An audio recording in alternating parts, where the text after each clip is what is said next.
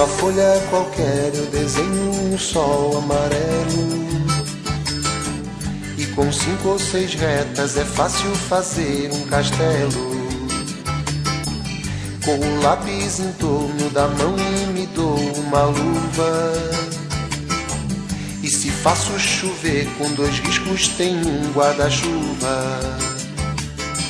Se um pinguinho de tinta cai num pedacinho azul do papel, num instante imagino uma linda gaivota voar no céu. Vai voando, contornando a imensa curva, norte e sul, vou com ela, viajando Havaí, Pequim ou Istambul.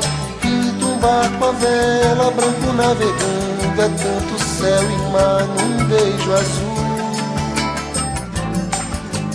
Entre as nuvens vem surgindo um lindo avião, rosa e granada, tudo em volta, colorindo com suas luzes a piscar.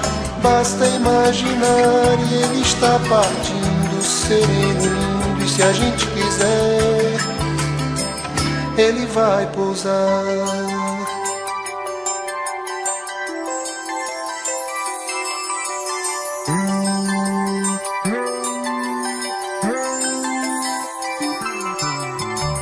Numa folha qualquer eu desenho um navio de partida,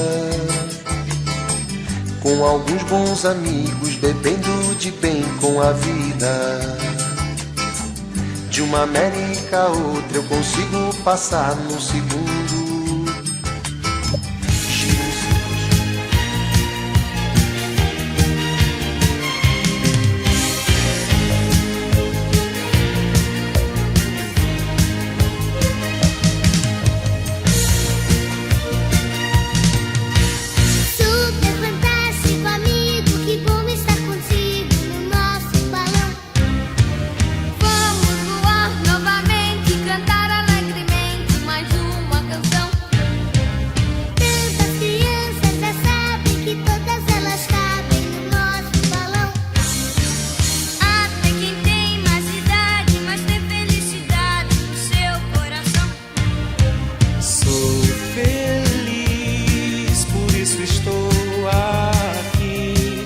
Também quero viajar nesse balão.